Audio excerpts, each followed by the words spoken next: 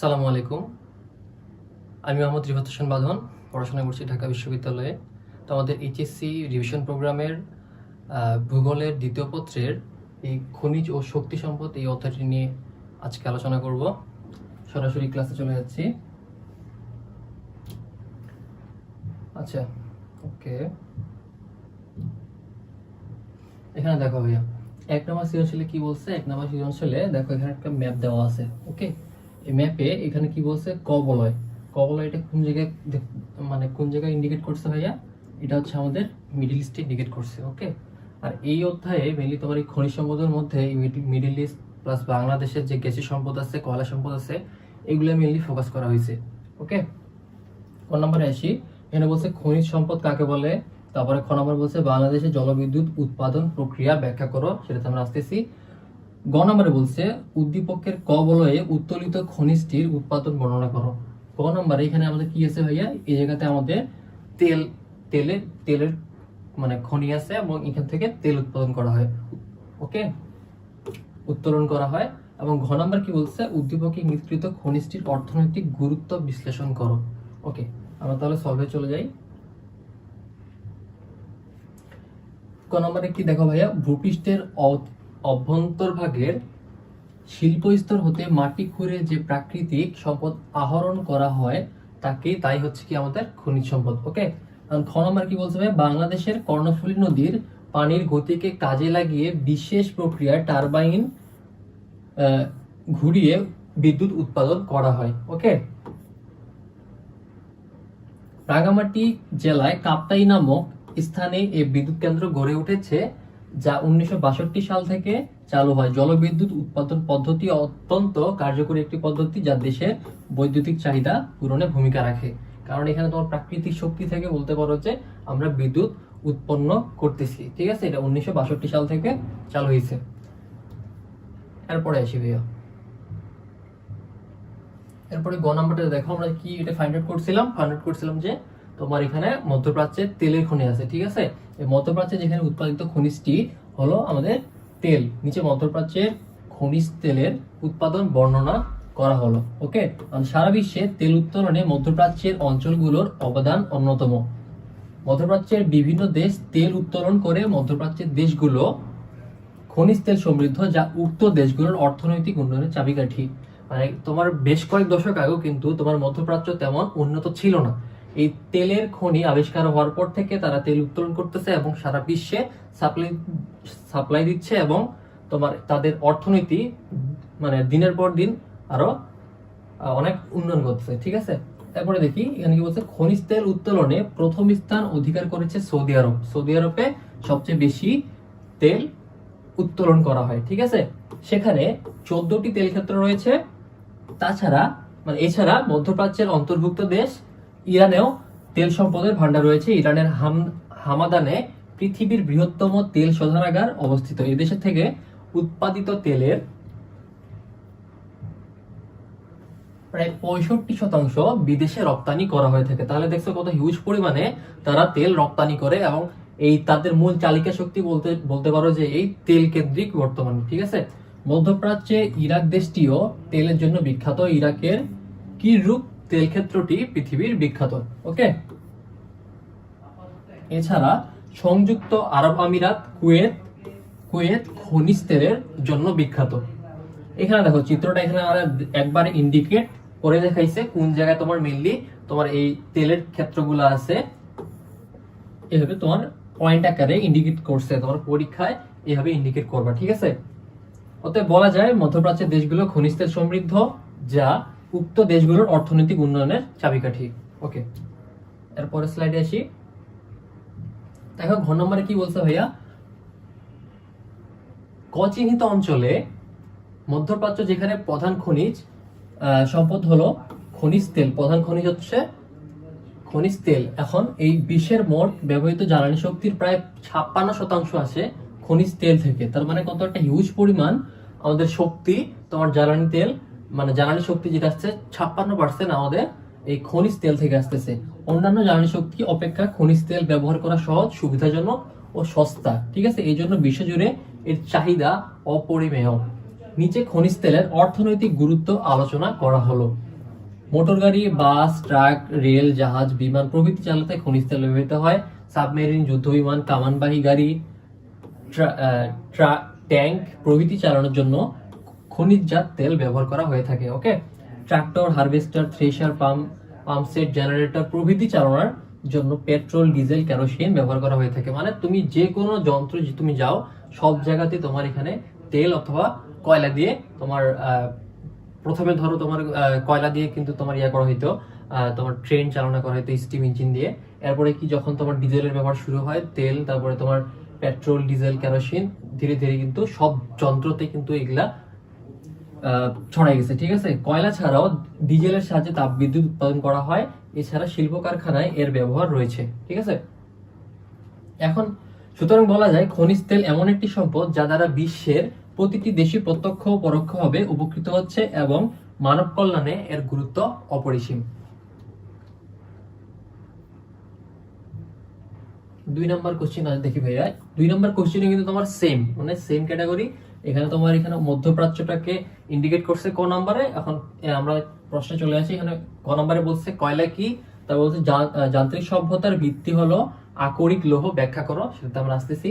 গ নম্বরে বলছে উদ্দীপকে ক চিহ্নিত অঞ্চলের প্রধান খনিজের বন্টন ব্যাখ্যা করো। তার মানে ক চিহ্নিত অঞ্চলে কি ভাইয়া, আমাদের মেইনলি তেল আছে, সো সেইটারই প্রধান খনিজের বন্টনটা ব্যাখ্যা করতে বলছে। ঘ নম্বরে বলছে উদ্দীপকে ক চিহ্নিত অঞ্চলের প্রধান খনিজটি আন্তর্জাতিক বাণিজ্যে গুরুত্বপূর্ণ, তাৎপর্য কথাটি তাৎপর্য বিশ্লেষণ করো। ঠিক আছে, আমি তাহলে সলভে যাই। এখানে দেখো ভাই ক নম্বরে কি, কয়লা এক প্রকার জীবাশ্ম জ্বালানি যা উদ্ভিদ ও প্রাণীর দেহাবশেষ থেকে সৃষ্টি হয়। এটা কিন্তু তোমার যখন উদ্ভিদ এবং প্রাণীগুলা তোমার মারা যায় অথবা তোমার মাটি চাপা পড়ে কোনো প্রাকৃতিক দুর্যোগের কারণে, তোমার মানে হাজার হাজার বছর ধরে যখন এটা তোমার মাটির নিচে থাকে তখন কি এটা জীবাশ্মতে পরিণত হয়ে যায়। ঠিক আছে, জীবাশ্ম জ্বালানি যা উদ্ভিদ ও প্রাণীর দেহাবশেষ এখান থেকে সৃষ্টি হয়। ঠিক আছে, খ নম্বরে আসি লৌহ আকরিক হলো বর্তমান যন্ত্র সভ্যতার ভিত্তি। কি কারণে, দেখো বর্তমান যুগ হলো যান্ত্রিক যুগ। শিল্প কলকারখানা, বড় বড় জাহাজ, মোটর গাড়ি, রেলগাড়ি, রেলপথ, সেতু প্রভৃতি আধুনিক সভ্যতায় প্রতিনিধি স্বরূপ। আর এসব যান্ত্রিক উপাদান নির্মাণে প্রচুর পরিমাণে কি ভাইয়া আমাদের কি ইউজ হয়, লোহা ইউজ হয়। ঠিক আছে, লৌহ আকরিক ছাড়া কোনো যন্ত্র নির্মাণ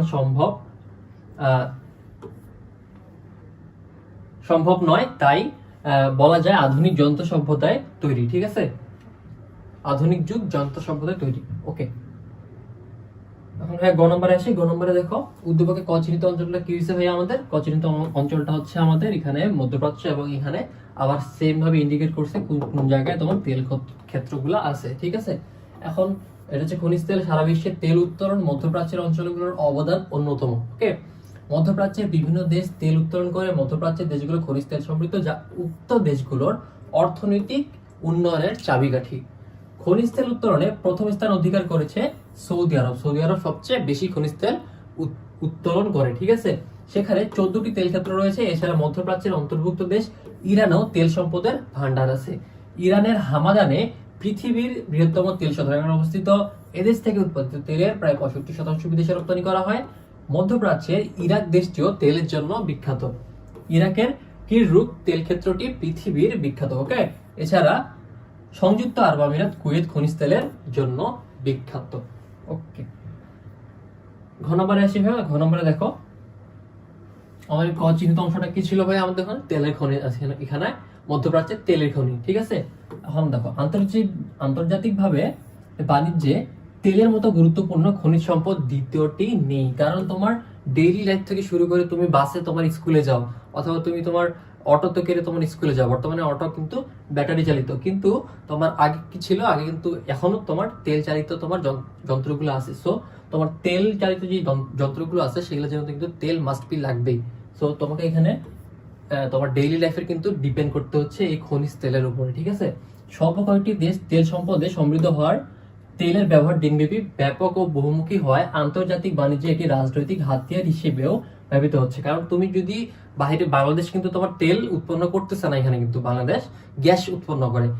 এখন তেল যদি বাংলাদেশ না পায় বাইরের দেশ থেকে, তাহলে কি করবে, তাহলে কিন্তু আমাদের যন্ত্রগুলো সবকিছু অকেজ হয়ে পড়বে, কোনো কাজেরই ক্ষমতা থাকবে না। ওকে, সো এখানে এটি রাজনৈতিক হাতিয়ার হিসেবেও ইউজ করা হচ্ছে। খ খনিজ তেল অপরিশোধিত ও পরিশোধিত উভয় প্রকারে রপ্তানি করা হয়। অপরিশোধিত খনিজ তেল রপ্তানিকারক দেশগুলোর মধ্যে Kuwait, Iraq, Iran, Saudi Arab, Mexico, Colombia, Venezuela, Indonesia, Nigeria, Libya, Algeria প্রভৃতি প্রধান। আর আমদানিকৃত দেশগুলোর মধ্যে যুক্তরাষ্ট্র, যুক্তরাজ্য, ফ্রান্স, জাপান, জার্মানি ইত্যাদি, Italy, Bharat, Pakistan, Malaysia, Korea, Australia এবং হচ্ছে কি ভাইয়া ইত্যাদি প্রধান। ওকে, পরিশেষে বলা যায় খনিজ তেল বিশ্ব অর্থনীতিতে একটি গুরুত্বপূর্ণ বাণিজ্যিক তরল সম্পদ। ঠিক আছে, কৃষি শিল্প, পরিবহন থেকে শুরু করে বিভিন্ন ক্ষেত্রে তেলের প্রত্যক্ষ ব্যবহার রয়েছে, তাই সারা বিশ্বব্যাপী এর আমদানি রপ্তানি কার্যক্রম পরিচালিত হয়। ওকে, এখন ভাইয়া দেখো আমরা 3 নম্বর সৃজনশীল আছে। 3 নম্বর সৃজনশীল কি বলছে ভাইয়া, বাংলাদেশের প্রধান শক্তি। এখন আমরা তেল নিয়ে পড়লাম, এখন আমরা বাংলাদেশে ফিরে আসছি। বাংলাদেশে মেইনলি কি কি মানে খনিজ সম্পদ বেশি ইউজ করা হয়, বাংলাদেশে বেশি উত্তোলন করা হয়, তো আমাদের গ্যাস। ঠিক আছে, আর বাংলাদেশের প্রধান শক্তি সম্পদটি দেশের জ্বালানি হিসেবে 70% চাহিদার এটা পূরণ করে থাকে। পারিবারিক প্রয়োজন ছাড়াও এটি শিল্পের কাঁচামাল হিসেবে ব্যবহার করা হয়ে থাকে। ওকে, পৃথিবীর ক নম্বর কি বলছে, পৃথিবীর কোন দেশ সর্বাধিক কয়লা উৎপাদন করে? খ নম্বর আসো, খ নম্বরে বলছে খনিজ সম্পদ দেশের অর্থনৈতিক উন্নয়নে ভূমিকা রাখে। ঠিক আছে, গ নম্বরে আসো ভাইয়া, উদ্দীপকে নির্দেশিত খনিজ সম্পদটির বন্টন বাংলাদেশের মানচিত্রে দেখাও। আর ঘ নম্বরে কি বলছে, বাংলাদেশের অর্থনীতিতে উদ্দীপকে ইঙ্গিতকৃত খনিজটির গুরুত্ব বিশ্লেষণ করো। মেইল তোমার এখানে কি বুঝাইছে ভাইয়া, বাংলাদেশের যে জ্বালানিটা 70% ইউজ হয়, এটা কিন্তু আমাদের হচ্ছে গ্যাস। ঠিক আছে, আমরা চলে আসি আমাদের সলভে। এখানে দেখো ভাইয়া ক নম্বরে কি বলছে, পৃথিবীর সর্বাধিক কয়লা উত্তোলন হয় কোথায় ভাইয়া, চীন দেশে। ওকে, খ নম্বরে আসি, বর্তমান যুগে মানুষের অর্থনীতিতে খনিজ সম্পদের গুরুত্ব খুবই বেশি, কারণ খনিজ দ্রব্যগুলো হলো শিল্পের প্রধান কাঁচামাল। ওকে, এখন শক্তি সম্পদের প্রধান উপকরণ, তাই বিশ্বের যে দেশ খনিজ দ্রব্যে যত সমৃদ্ধ সেই দেশ তত উন্নত। খনিজ সম্পদহীন কোন দেশই শিল্পের বিকাশ ঘটাতে সক্ষম হয়নি, ফলে তারা অর্থনৈতিক ক্ষেত্রে অনুন্নত। ওকে, এরপরে আধুনিক যান্ত্রিক যুগেও খনিজ পদার্থ মানুষের একান্ত প্রয়োজনীয় বস্তু। বিভিন্ন যন্ত্রপাতি, অস্ত্রশস্ত্র, জাহাজ, মোটরগাড়ি, রেলপথ প্রভৃতি বস্তুতে খনিজ পদার্থের প্রয়োজন হয়, তাই বলা যায় খনিজ সম্পদ দেশের অর্থনৈতিক উন্নয়নে ভূমিকা রাখে। এখন তোমার যেই দেশ যত বেশি খনিজে তোমার উন্নতি করতেছে, সেই দেশ কিন্তু তত অর্থনৈতিক ভাবে অনেক আগায় যাচ্ছে। এখন গ নম্বরে এসে ভাইয়া, গ নম্বরে চিত্রের মাধ্যমে এখানে ব্যাখ্যা করছে, বাংলাদেশের চিত্র দিছে এবং এখানে তোমার ল্যাটিটিউড লংগিটিউড সহ কিন্তু এখানে দেখা দিচ্ছে। ঠিক আছে, তোমরা এটা দেখানোর ট্রাই করবে, তাহলে বেটার হয়। এবং দেখো তোমার এখানে যেখানে যেখানে আমাদের গ্যাস ক্ষেত্রগুলো আছে সেইগুলা এখানে তোমার কিন্তু ইন্ডিকেট করে দিছে। সো তোমাকে এটা খুব ভালোভাবে মনে রাখতে হবে কোন কোন জায়গায় বাংলাদেশের গ্যাস ক্ষেত্রগুলো অবস্থান করতেছে। এখানে বলছে উদ্দীপকের প্রাকৃতিক গ্যাসের কথা বলা হয়েছে এবং নিচে সারা প্রাকৃতিক গ্যাসের বন্টন এখানে দেখানো হয়েছে। ওকে, আচ্ছা, এখন ঘ নম্বরে এসে ভাইয়া, ঘ নম্বরে কি, উদ্দীপকে উল্লেখিত খনিজ সম্পদটি হলো আমাদের প্রাকৃতিক গ্যাস আমরা পাইলাম।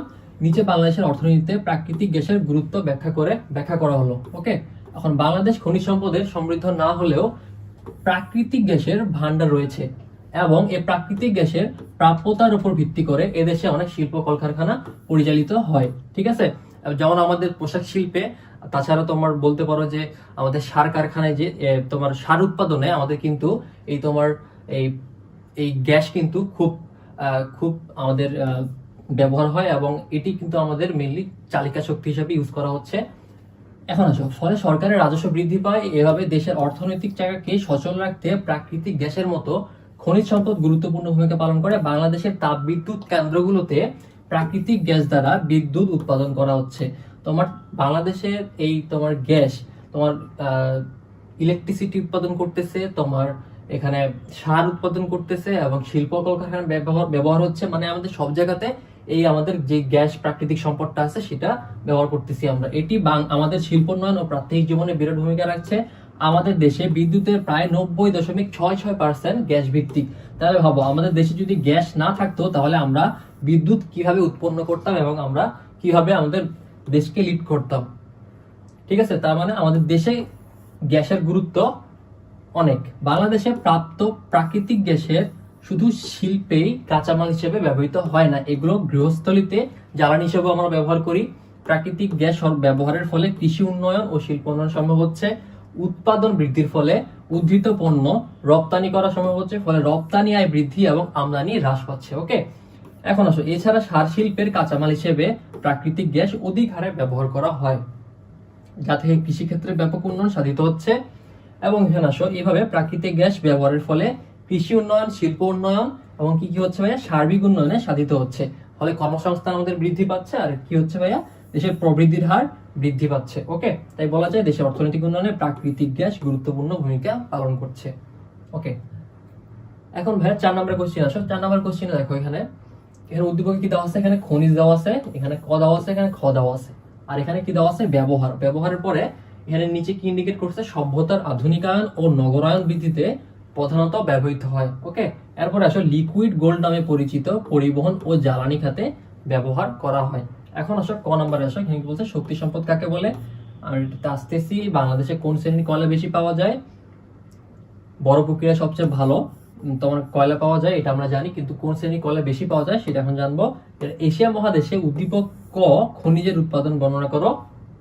ক কি, এই এশিয়া মহাদেশের প্রেক্ষিতে বর্ণনা করতে বলছে, সভ্যতার আধুনিকায়ন ও নগরায়ন বৃদ্ধিতে প্রধানত ব্যবহৃত হয়। ওকে, এখন ঘ নম্বর দেখো, উদ্দীপক ক্ষয়ে বর্ণিত খনিজের বিশ্ব বাণিজ্য বিশ্লেষণ করো। ঠিক আছে, তাহলে আমরা সলভে চলে যাই।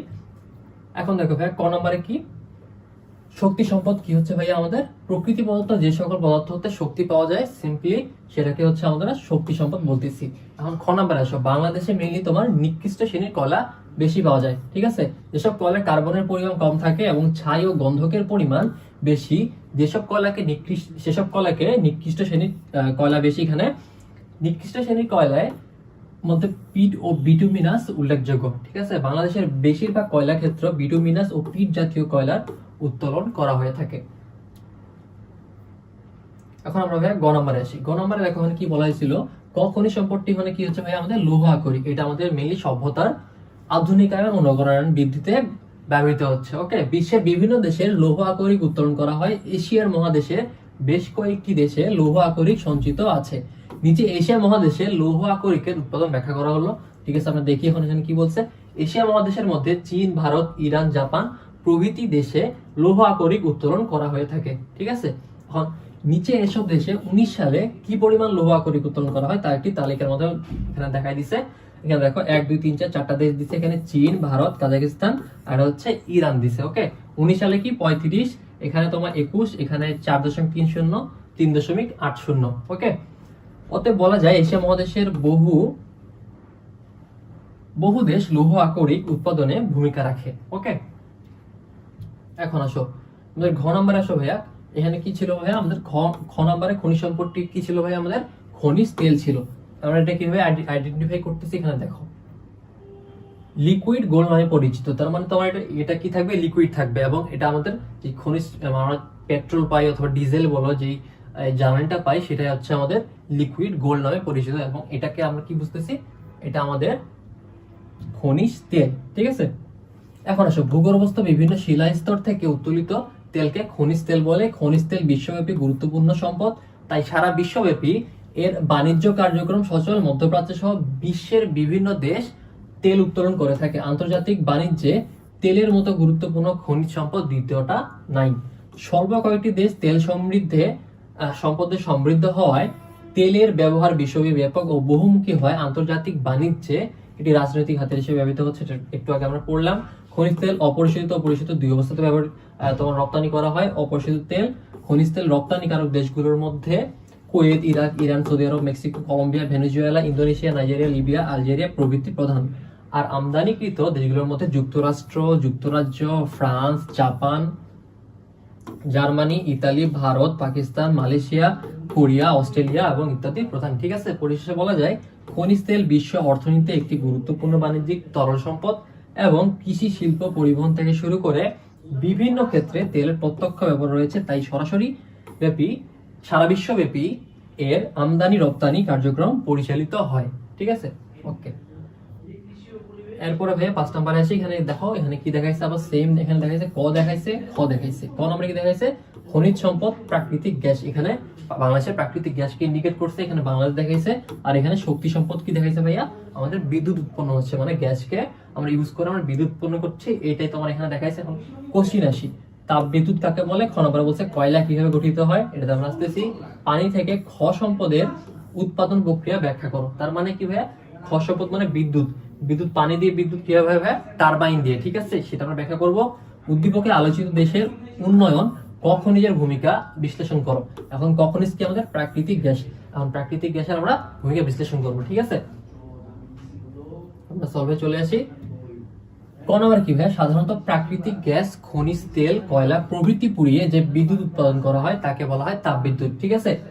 উদ্ভিদ ও প্রাণীর দেহাবশেষ থেকে কয়লার সৃষ্টি হয়। উদ্ভিদের কাণ্ড, গুড়ি, শাখা প্রশাখা, পাতা, প্রাণীর দেহাবশেষ সবকিছু ভূঅভ্যন্তরে তাপ, চাপ, রাসায়নিক প্রক্রিয়ায় পরিবর্তিত হয়, এই কয়লায় পরিণত হচ্ছে। ওকে, ভাইয়া গ নম্বর আসো। গ নম্বর কি, উদ্দীপকের খ সম্পদটা আমাদের কি হলো ভাইয়া, বিদ্যুৎ শক্তি। এই বিদ্যুৎ বিভিন্ন প্রক্রিয়ায় উৎপাদন করা হয়। নিচে পানি থেকে বিদ্যুৎ উৎপাদন প্রক্রিয়া ব্যাখ্যা করা হলো। তার মানে কি আমাদের বাংলাদেশে কোথায় হয় ভাইয়া, এটা রাঙামাটির কাপ্তাই লেকে হয়, ঠিক আছে, কাপ্তাই হ্রদের। এই যেখানে দেখো নদী ও জলপ্রপাতের প্রবল স্রোতের সাহায্যে টারবাইন ঘুরিয়ে পানি বিদ্যুৎ উৎপন্ন করা হয়, ঠিক আছে।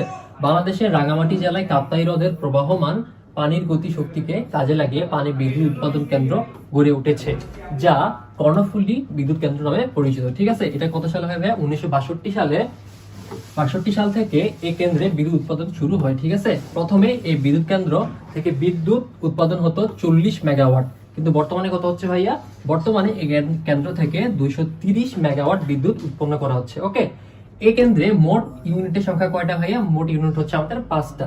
এভাবে বিভিন্ন দেশে জলস্রোতকে কাজে লাগিয়ে যন্ত্রের সাহায্যে পানি বিদ্যুৎ উৎপন্ন করা হয়। ওকে, এখন তাহলে ভাইয়া আমরা ঘ নম্বরে যাই। ঘ নম্বরে কি বলছে দেখো ভাইয়া, উদ্দীপকে ক খনিজটি হলো প্রাকৃতিক গ্যাস, যেটা আমরা দেখছি প্রথমে প্রাকৃতিক গ্যাস এবং প্রাকৃতিক গ্যাসের গুরুত্ব বাংলাদেশের একটি গুরুত্বপূর্ণ জ্বালানি সম্পদ, এর গুরুত্ব আমরা দেখতেছি এখানে। উদ্দীপকের ইঙ্গিতকৃত খনিজটি হলো আমাদের প্রাকৃতিক গ্যাস। তারপরে এসে বাংলাদেশ খনিজ সম্পদ সমৃদ্ধ না হলেও প্রাকৃতিক গ্যাসের প্রাপ্যতার উপর ভিত্তি করে এদেশে অনেক শিল্প কলকারখানা গড়ে উঠেছে, ঠিক আছে। জাস্ট এই তোমার গ্যাসকে কেন্দ্র করেই আমাদের শিল্প কলকারখানাগুলো গড়ে উঠছে। ওকে, বাংলাদেশের অর্থনীতিতে প্রাকৃতিক গ্যাসের মতো খনিজ সম্পদের যথেষ্ট গুরুত্ব রয়েছে। বাংলাদেশের তাপবিদ্যুৎ কেন্দ্রগুলোতে প্রাকৃতিক গ্যাস, খনিজ তেল ও কয়লা দ্বারা বিদ্যুৎ উৎপাদন করা হচ্ছে। এটি আমাদের শিল্পোন্নয়ন ও প্রাত্যহিক জীবনে বিরাট ভূমিকা রাখছে। এখন আসো, এই পয়েন্টে কি বলছে, বাংলাদেশে প্রাকৃতিক গ্যাস শুধু শিল্পের কাঁচামাল হিসেবে ব্যবহৃত হয় না, এটা আমরা এর আগেও কিন্তু পড়ছি, গৃহস্থালিত জ্বালানি হিসেবে ব্যবহার করা হয়। তারপর কি করা হয়, প্রাকৃতিক গ্যাস সরবরাহ করে সরকার প্রতি বছর প্রচুর পরিমাণে অর্থ আয় করে থাকে, বিভিন্ন উন্নয়নমূলক কাজে ব্যবহার করা হয়। সুতরাং বাংলাদেশের উন্নতির পিছনে প্রাকৃতিক গ্যাস প্রত্যক্ষ এবং পরোক্ষ ভূমিকা পালন করে থাকে। তাই এই খনিজ সম্পদটি বাংলাদেশের জন্য একটি গুরুত্বপূর্ণ অর্থনৈতিক সম্পদ, ঠিক আছে। তাই বলা যায় বাংলাদেশের উন্নয়নে ক খনিজের ভূমিকা হচ্ছে কি ভাইয়া, অপরিসীম, ঠিক আছে। এখন আমরা এরপরে কোশ্চিন আসি ভাইয়া। এরপরে কোশ্চিনে 6 নম্বরে কি বলছে, 6 নম্বরে তোমার এখানে বাংলাদেশের একটা ম্যাপ দিছে এবং এখানে স্টার চিহ্ন দিয়ে এখানে দেখাইছে এই অঞ্চলটাকে। এটা হচ্ছে কি ভাই, আমাদের সিলেট অঞ্চল। সিলেট অঞ্চলে মেইনলি এখানে যেহেতু আমাদের খনিজ সম্পদ কি ইউজ করা হয়, এখানে মেইনলি আমাদের খনিজ সম্পদ কি উত্তোলন করা হয়, গ্যাস, ঠিক আছে। বাংলাদেশের পানি বিদ্যুৎ কেন্দ্র কোথায় অবস্থিত, এটা তোমরা জানো, রাঙামাটিতে। বাংলাদেশের সিলিকা বালির বন্টন ব্যাখ্যা করো, আমরা আসতেছি এখানে। মানচিত্রে চিহ্নিত অঞ্চলের প্রধান খনিজ সম্পদের গুরুত্ব, এখানে গ্যাসের গুরুত্ব বলছে এখানে। উদ্দীপকে চিহ্নিত অঞ্চলের প্রধান খনিজ সম্পদ উত্তোলনের ক্ষেত্রে পরিবেশের সুষ্ঠু সংরক্ষণ নিশ্চিত করার জন্য উপযোগী পদক্ষেপগুলো ব্যাখ্যা করো, এগুলো আমরা আসতেছি। সলভে চলে যাই। ক নম্বর কি ভাইয়া, আমাদের এখানে কোথায় আছে, কাপ্তাই নামক স্থানে অবস্থিত, যেটা রাঙামাটি জেলায়, ঠিক আছে। সিলিকা বালু কাঁচ নির্মাণে ব্যবহার করা হয়। এই বালু শেরপুর জেলায় উত্তরে বালিজুরি নামক স্থান, মৌলভীবাজার জেলার কুলাউড়া, হবিগঞ্জের শাহীবাজার, কুমিল্লা জেলার বাতাসিয়া প্রভৃতি অঞ্চলে সিলিকা বালু পাওয়া যায়। এর মধ্যে শেরপুরে 2 লক্ষ টন, কুমিল্লা জেলায় 4 লক্ষ টন, হবিগঞ্জে 4 লক্ষ টন সিলিকা বালুর সন্ধান পাওয়া গেছে, ঠিক আছে। এখন আমরা গ নম্বরে চলে আসি ভাই। গ নম্বরে দেখো কি বলছে, মানচিত্রে চিহ্নিত অঞ্চলটি ভাইয়া আমাদের কি, সিলেট। সিলেট কিসের জন্য, এখানে কি হয় ভাই, কি কোন খনিজ সম্পদটা আছে আমাদের, এখানে আছে আমাদের প্রাকৃতিক গ্যাস, ঠিক আছে। প্রাকৃতিক গ্যাস খুবই গুরুত্বপূর্ণ খনিজ সম্পদ। নিচে প্রাকৃতিক গ্যাসের ব্যবহারিক গুরুত্ব তুলে ধরা হলো। বাংলাদেশের তাপবিদ্যুৎ কেন্দ্রগুলোতে প্রাকৃতিক গ্যাস, খনিজ তেল ও কয়লা দ্বারা বিদ্যুৎ উৎপাদন করা হচ্ছে।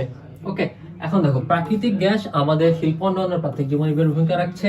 আমাদের দেশে উৎপাদিত বিদ্যুতের 43.28 হচ্ছে গ্যাস ভিত্তিক অর্থনৈতিক সমীক্ষা 2021, ঠিক আছে। বাংলাদেশে প্রাপ্ত প্রাকৃতিক গ্যাস হচ্ছে শুধু শিল্পের কাঁচামাল হিসেবে ব্যবহৃত হয় না, এটা আমরা পড়ছি। এটা গৃহস্থলিতে ব্যবহার করা হয়, সরকার অনেক অর্থ ইনকাম করে, উন্নয়নমূলক কাজে ব্যয় হয়, সুতরাং উন্নতির পিছনে প্রাকৃতিক গ্যাস প্রত্যক্ষ ভূমিকা পালন করতেছে। তাই খনিজ সম্পদটি বাংলাদেশের জন্য একটি গুরুত্বপূর্ণ অর্থনৈতিক সম্পদ। ওকে, ঘুরে ফিরে কিন্তু ভাইয়া তোমার দেখো এই কোশ্চেন গুলাই কিন্তু তোমার আসতেছে। ওকে, ঘ নম্বর আসি। ঘ নম্বরে কি বলছে ভাইয়া দেখো, উদ্দীপকের চিহ্নিত অঞ্চলটি হলো সিলেট অঞ্চল, যেখানে প্রাপ্ত খনিজ সম্পদ হলো প্রাকৃতিক গ্যাস। বাংলাদেশের একটি গুরুত্বপূর্ণ খনিজ সম্পদ আমাদের হচ্ছে প্রাকৃতিক গ্যাস। দেশের মোট জ্বালানির প্রায় 71% প্রাকৃতিক গ্যাস পূরণ করে। তবে এই গ্যাস উত্তোলনের সময় সাবধানতা অবলম্বন করতে হবে যাতে পরিবেশের কোনো ক্ষতি না হয়। মানে কি কি সাবধানতা অবলম্বন করতে হবে ভাইয়া, পদক্ষেপগুলো দেখো।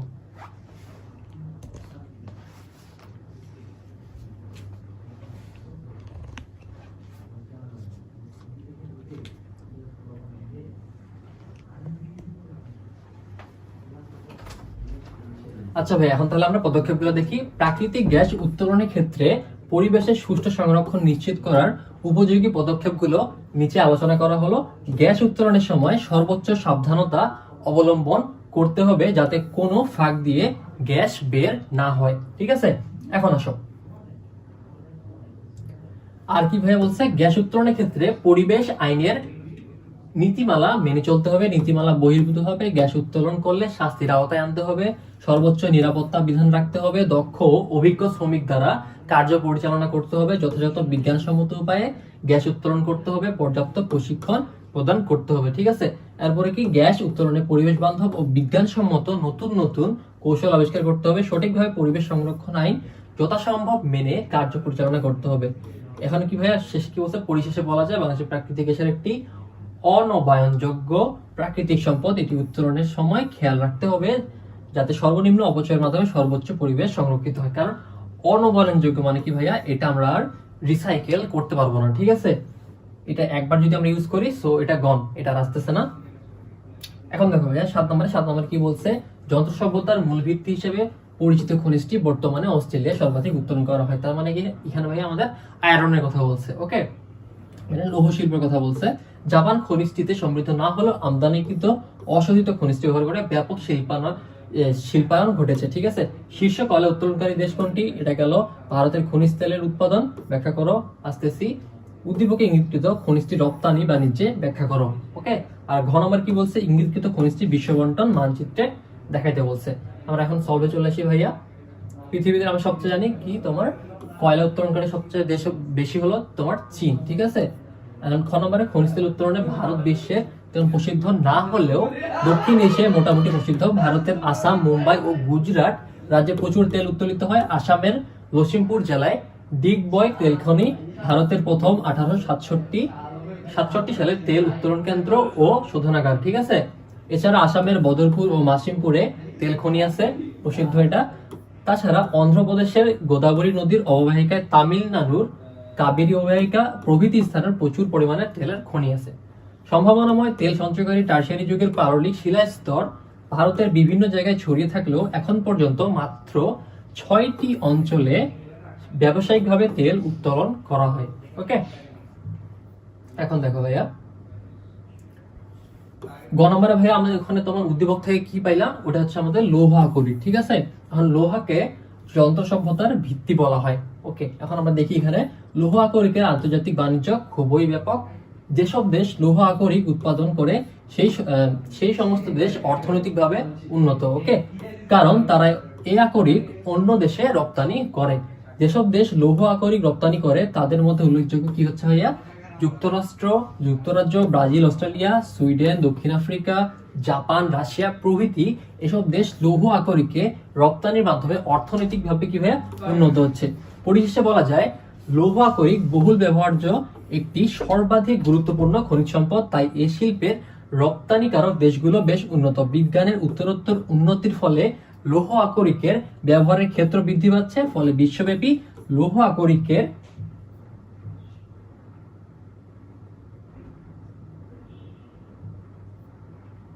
আচ্ছা এখানে তোমার একটু সমতা কাটা পড়ছে। তার মানে ফলে বিশ্বব্যাপী এখানে কি হবে, বিশ্বব্যাপী লৌহ আকরিকের তোমার অর্থনৈতিক ভাবে অনেক তোমার চাহিদা আছে। ঠিক আছে, ওকে।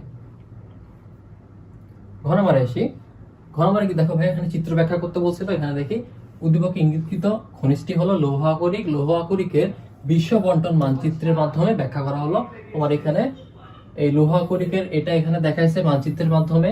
অনেকে তোমার এটা কনফিউজড হয়ে যেতে পারো, তোমার অনেকে তোমার এটা স্কিপও করতে পারো। আমি বলবো যে সাজেস্ট করব তুমি যদি চাও তুমি স্কিপ করতে পারো, কোনো সমস্যা নেই। তবে বাকি অধ্যায়গুলোতে বাকি যে সৃজনশীলগুলো আছে সেগুলো দিয়ে তোমার কিন্তু কভার আপ করতে হবে। ওকে, এখন দেখো এখানে কি বলছে, পৃথিবীর লোহা কণিকের উৎপাদনকারী দেশগুলোর নিচে তালিকার মাধ্যমে দেখানো হলো। এখানে তালিকা এখানে দেখছে অস্ট্রেলিয়া, ব্রাজিল, চীন, ভারত, রাশিয়া, দক্ষিণ আফ্রিকা, ইউক্রেন, কানাডা, আমেরিকা যুক্তরাষ্ট্র, তারপর হচ্ছে কাজাখস্তান। ঠিক আছে, আর এখানে এখানে কোটি মেট্রিক টন এখানে দেখাইছে 2019 সালে।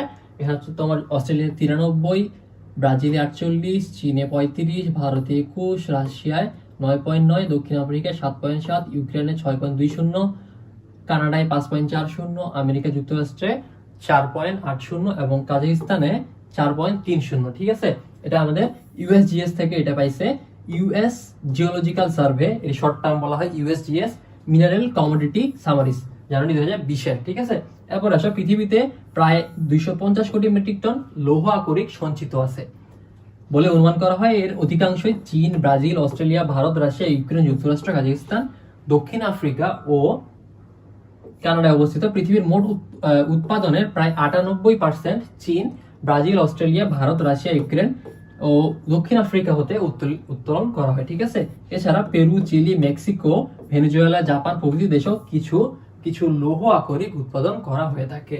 আচ্ছা, এখন ভাইয়া দেখো আমরা 8 নম্বরে চলে আসি। 8 নম্বর এখানে কি দেখাইছে, এখানে আমাদের বাংলাদেশ দেখাইছে। বাংলাদেশ এখানে ক অঞ্চল, এখানে খ অঞ্চল। ভাই আমাদের এই তোমার চিত্র দেখে কিন্তু আমাদেরকে ডিফাইন করতে হবে এটা আসলে কি বুঝাইছে। এখানে যেহেতু বাংলাদেশের এই অঞ্চলটাতে দিনাজপুর এই জায়গা বুঝাইছে, সো এখানে আমাদের কি বেশি উত্তোলন হবে ভাইয়া, আমাদের মেইনলি এখানে কয়লা উত্তোলন করা হয়। আর খ এই সিলেট অঞ্চলে কি হয় ভাইয়া, আমাদের গ্যাস। ঠিক আছে, এখন আসো সম্পদ কি, খনিজ সম্পদ এলাকার পরিবেশ সংরক্ষণের গুরুত্ব, এটাতে আমরা আসতেছি। গ নম্বরে দেখো, উদ্দীপকে ক চিহ্নিত স্থানে ইঙ্গিতকৃত খনিজটির বৈশিষ্ট্য ব্যাখ্যা করো। মানে এখন ব্যাখ্যা করবার পরে উদ্দীপকে ক খ চিহ্নিত স্থানদ্বয়ের ইঙ্গিতকৃত খনিজ দ্বয়ের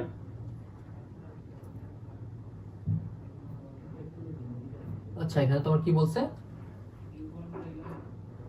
আচ্ছা উল্লেখিত, আচ্ছা অর্থনৈতিক গুরুত্ব এখানে ব্যাখ্যা করতে বলছে। ঠিক আছে, এখন আসো ক নম্বরে আসো। ক নম্বরে দেখি কি হয়, ক নম্বরে যেসব দ্রব্যের উপযোগ আছে, যোগান সীমাবদ্ধ, যা হস্তান্তরযোগ্য, যার বাহ্যিক রূপ আছে, তাই হচ্ছে কি আমাদের ভাইয়া সম্পদ। ওকে, খনিজ এলাকার পরিবেশ সংরক্ষণ খুবই জরুরি। খ নম্বর এটা, খনিজ এলাকা পরিবেশ দূষণ বা বিপর্যয়ের মধ্যে থাকলে খনিজ উত্তোলন ব্যাহত হয়। অন্যদিকে পরিবেশ দূষণের ফলে খনিজ শ্রমিকদের নানাবিধ রোগ ব্যাধি হওয়ার সম্ভাবনা থাকে। তাই খনিজ এলাকার পরিবেশ সংরক্ষণ প্রয়োজন। ঠিক আছে, এখন ভাইয়া গ নম্বরে আসি। গ নম্বরে দেখো, ক নাম্বারটা আমাদের কি হচ্ছে ভাইয়া, দিনাজপুরে ইঙ্গিতকৃত খনিজটি হচ্ছে কি ভাইয়া আমাদের কয়লা। ঠিক আছে, কয়লা হলো কার্বনের সমাবেশ। কার্বনের পরিমাণ বেশি হলে তাপ প্রদানের ক্ষমতা অধিক হয়। সুতরাং তাপ প্রদানের ক্ষমতা দ্বারাই কয়লার গুণাগুণ বিচার করা হয়ে থাকে।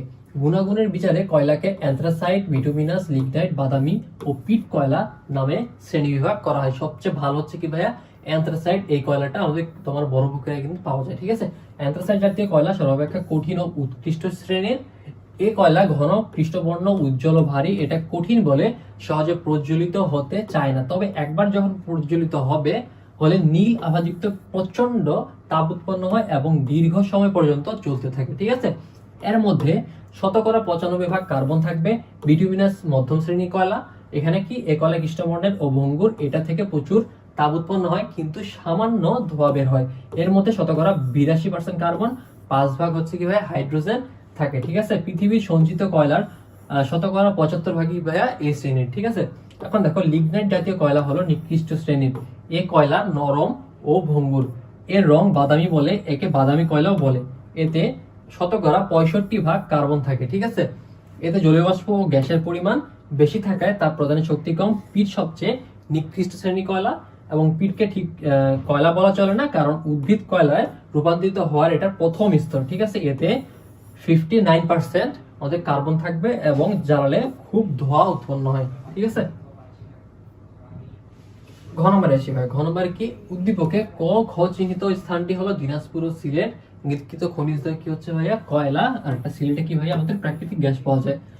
উভয় অর্থনৈতিকভাবে খুবই গুরুত্বপূর্ণ। ব্যবহারিক দিক বিবেচনায় উল্লেখিত খনিজ দুটি গুরুত্বপূর্ণ ভূমিকা রাখবে। ঠিক আছে, কয়লা জ্বালানি সম্পদ হিসেবে ব্যবহৃত হয়ে থাকে। কয়লা পুড়িয়ে জল থেকে উদ্ভূত বাষ্পের সাহায্যে টারবাইন ঘুরিয়ে তাপবিদ্যুৎ উৎপাদন করা হয়ে থাকে। বিভিন্ন প্রকার শিল্পে কয়লায় প্রত্যক্ষ ব্যবহার লক্ষণীয়। ওকে, কয়লা থেকে প্রক্রিয়াজাত করে বিভিন্ন সার তৈরি করা হয় যা কৃষি কাজের জন্য ব্যবহার করা হয়। এছাড়া ইটভাটা, শিল্প কলকারখানা প্রভৃতি কাজে ব্যবহার করা হয়ে থাকে। বন সম্পদ রক্ষায় কয়লা গুরুত্বপূর্ণ ভূমিকা পালন করছে। ঠিক আছে, এখন আসো অন্যদিকে প্রাকৃতিক গ্যাস শিল্প কলকারখানায় কাঁচামাল হিসেবে আমরা কিভাবে ব্যবহার করতেছি। ফেঞ্চুগঞ্জের সার কারখানায় ও ছাতকের সিমেন্ট কারখানায় হরিপুরের প্রাকৃতিক গ্যাস ব্যবহার করা হচ্ছে।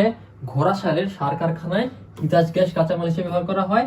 কীটনাশক, ঔষধ, রাবার, প্লাস্টিক, কৃত্রিম তন্তু প্রভৃতি তৈরির জন্য প্রাকৃতিক গ্যাস ব্যবহার করতেছি আমরা। ঠিক আছে, কয়েকটি বিদ্যুৎ কেন্দ্রে ফার্নেস তেলের পরিবর্তে প্রাকৃতিক গ্যাস ব্যবহৃত হয়, যেমন সিদ্ধিরগঞ্জ, আশুগঞ্জ, ঘোড়াশাল তাপবিদ্যুৎ কেন্দ্রে। ব্রাহ্মণবাড়িয়ার তিতাস গ্যাস ব্যবহৃত হয়। এছাড়াও গৃহস্থালী যানবাহন ও বাণিজ্যিক কাজে প্রাকৃতিক গ্যাস কিভাবে আমাদের ব্যবহার করা হচ্ছে। সুতরাং কৃষির উন্নতি, বিদ্যুৎ উৎপাদন, বৈদেশিক মুদ্রার ব্যয় হ্রাস, বনজ সম্পদ রক্ষা ও পরিবেশ রক্ষায় কয়লা ও প্রাকৃতিক গ্যাসের পৃথক পৃথক কিভাবে ভূমিকা আছে। ঠিক আছে,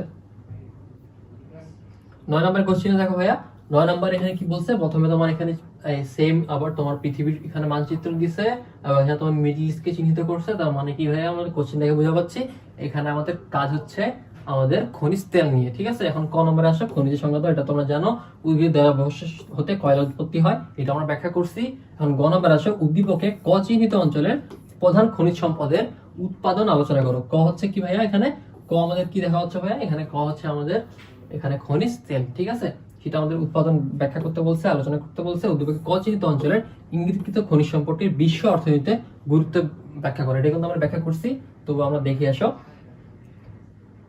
ক নম্বরে দেখো ভাইয়া, বিশ্বের রাসায়নিক গঠনযুক্ত প্রাকৃতিক ও অজৈব বস্তুকে কি বলতেছি ভাই, আমরা খনিজ বলতেছি। খ নম্বরে দেখো শক্তির অন্যতম উৎস হলো কয়লা। ওকে, উদ্ভিদের দেহাবশেষ হতে কয়লার উৎপত্তি। লক্ষ লক্ষ বছর ধরে উদ্ভিদের দেহাবশেষ মাটির নিচে চাপা পড়ে সময়ের বিবর্তনে প্রাকৃতিক প্রক্রিয়ায় কয়লায় পরিণত হচ্ছে। তাই বলা যায় উদ্ভিদের দেহাবশেষ হতে প্রাকৃতিক প্রক্রিয়ায় কয়লার উৎপত্তি হয়। ওকে, গ নম্বরে দেখো ভাইয়া, উদ্দীপকে ক চিহ্নিত অঞ্চলটি হচ্ছে কি ভাইয়া আমাদের মধ্যপ্রাচ্য, যেখানে প্রধান খনিজ হলো আমাদের খনিজ তেল। এটা আমরা ব্যাখ্যা করছি। তোমার অঞ্চলগুলো অবদান অন্যতম, এখানে তেল উৎপাদন করা হয়, সবচেয়ে বেশি কথা আমাদের উৎপাদন করা হয় আমরা জানি সৌদি আরব এখানে বলছে, তারপরে ইরান তেল উৎপাদন করে, 14 তেল ক্ষেত্র রয়েছে, এটা আমরা আলোচনা করছি, এখানে আর যাচ্ছি না। তোমার এখানে দেখো, এখানে তোমার এখানে দেখাই দিছে, এটা কিন্তু এর আগে কিন্তু কোশ্চেনটা হুবহু রিপিট হয়েছে। ঠিক আছে, এই জন্য আমরা দেখাই দিলাম না। ঘ নম্বরে দেখো, ঘ নম্বরে উদ্ভিদের ক চিহ্নিত অঞ্চলটা হচ্ছে কি ভাই আমাদের মধ্যপ্রাচ্য, যেখানে প্রধান খনিজ হচ্ছে কি ভাই আমাদের তেল। ওকে, নিচে উক্ত খনিজ তেলের গুরুত্ব বর্ণনা করা হলো। ঠিক আছে, আমরা এখন দেখি বিশ্বের মোট ব্যবহৃত জ্বালানি শক্তির প্রায় 56% আসে খনিজ তেল হতে। অন্যান্য জ্বালানি শক্তি অপেক্ষা খনিজ তেল ব্যবহার করা সহজ, সুবিধাজনক, সস্তা, এটা কিন্তু ভাই আমরা পড়ছি। ঠিক আছে, তবে এখানে তো মোটর গাড়ি, বাস, ট্রাক সবকিছু তোমার যানবাহন, সুতরাং বলা যায় তেল খনিজ তেল এমন একটি সম্পদ যা দ্বারা বিশ্বের প্রতিটি দেশে প্রত্যক্ষ পরোক্ষভাবে উপকৃত হচ্ছে এবং মানব কল্যাণে এর গুরুত্ব অপরিসীম। ওকে, এটা সলভ হলো। এরপরটা দেশে ফের দেখো 10 নম্বরে এখানে কি বলছে, রিমা ও সবিতা ঢাকাতে গৃহকর্মী হিসেবে কাজ করতো। ঠিক আছে, ঢাকাতে গ্যাসের চুলাতে গ্যাস পাইপের মাধ্যমে সংযোগ হতো, ছিল গৃহকর্মে গ্যাস ব্যবহার নিয়ন্ত্রণ ছিল না। তারা কাতারে গৃহকর্মী হিসেবে কাজ করতে গিয়ে দেখলো ওখানে গ্যাস সিলিন্ডার ব্যবহার করা হয়ে থাকে, কিন্তু তারা জেনেছে ওই দেশে গ্যাসের মজুদ অনেক বেশি। এখন দেখো কোশ্চিন আসো, পৃথিবীর সবচেয়ে বেশি পরিমাণে কয়লা উৎপাদন করে কোন দেশ? এটা আমরা জানি, এর আগে পড়ছি, এটা চীন। সিলেটে গ্যাস প্রাপ্তির আধিক্যের কারণ লেখো, সেটা আমরা ব্যাখ্যা করব। রিমা সাবিতের বৈদেশিক কর্ম এলাকা ও তার পার্শ্ববর্তী দেশে প্রাকৃতিক গ্যাস মানচিত্রে দেখো। ঠিক আছে, আসতেছি। তারপরে রিমা ও সাবিতের নিজ দেশের অর্থনৈতিক উন্নয়নে উক্ত খনিজের দীর্ঘমেয়াদী ব্যবহারে কিভাবে নিশ্চিত করা যায় সেটাতে আমরা আসতেছি। এখন দেখো, ঠিক আছে, ক নাম্বার হচ্ছে আমাদের কি ভাইয়া, আমাদের চীন। আর সিলেটে গ্যাস প্রাপ্তির আধিক্যের কারণ হলো অঞ্চলটির ভৌগোলিক অবস্থান। ঠিক আছে, টারশিয়ারি যুগে গঠিত আমাদের সিলেট কি ভাইয়া, সিলেট, তারপরে তোমার হচ্ছে আমাদের চট্টগ্রামে যে পার্বত্য অঞ্চলগুলো আছে সেগুলো কিন্তু আমাদের টারশিয়ারি যুগে তৈরি হয়েছিল। ঠিক আছে, সিলেটের পাহাড়ি অঞ্চলে অধিক পরিমাণে গ্যাস পাওয়া যায়, যা নবীন ভঙ্গিল পর্বতমালার অন্তর্ভুক্ত। ওকে, এই অঞ্চলে ভূ অভ্যন্তরে শিলাস্তরে উদ্ভিদ ও প্রাণীর দেহাবশেষ জমা হয়ে প্রচুর পরিমাণে প্রাকৃতিক গ্যাস সৃষ্টি হয়, তাই এই অঞ্চলে অধিক গ্যাস পাওয়া যায়। ওকে, এখন গ নম্বরে ভাইয়া দেখো, গ নম্বরে এখানে তোমার এখানে মিডল ইস্টে তোমার গ্যাস ক্ষেত্রগুলো এখানে দেখাইছে। এখানে কি দেখাইছে, রিমো সাবিতের বৈদেশিক কর্মলেখা হলো কাতার। প্রাকৃতিক গ্যাস উৎপাদনে এই দেশটি মধ্যপ্রাচ্যের বলয়ের অন্তর্ভুক্ত। এই এলাকায় প্রাকৃতিক গ্যাস সমৃদ্ধ অন্যান্য দেশগুলো হলো ইরান, সৌদি আরব, ইরাক, সিরিয়া, সংযুক্ত আরব আমিরাত প্রভৃতি। নিচে মধ্যপ্রাচ্যের প্রাকৃতিক গ্যাসের মানচিত্র অঙ্কন করে দেখানো হলো। এখানে তোমার এখানে দেখাইছে, ঠিক আছে, তোমরা ট্রাই করবা এটা দেখানোর জন্য। ঘ নম্বর দেখো, ঘ নম্বরে উদ্দীপকে বাংলাদেশের প্রাকৃতিক গ্যাসের দীর্ঘমেয়াদে ব্যবহার নিশ্চিতের কথা বলা হয়েছে। প্রাকৃতিক গ্যাসের দীর্ঘমেয়াদী ব্যবহার নিশ্চিতকরণে এর সংরক্ষণ প্রয়োজন।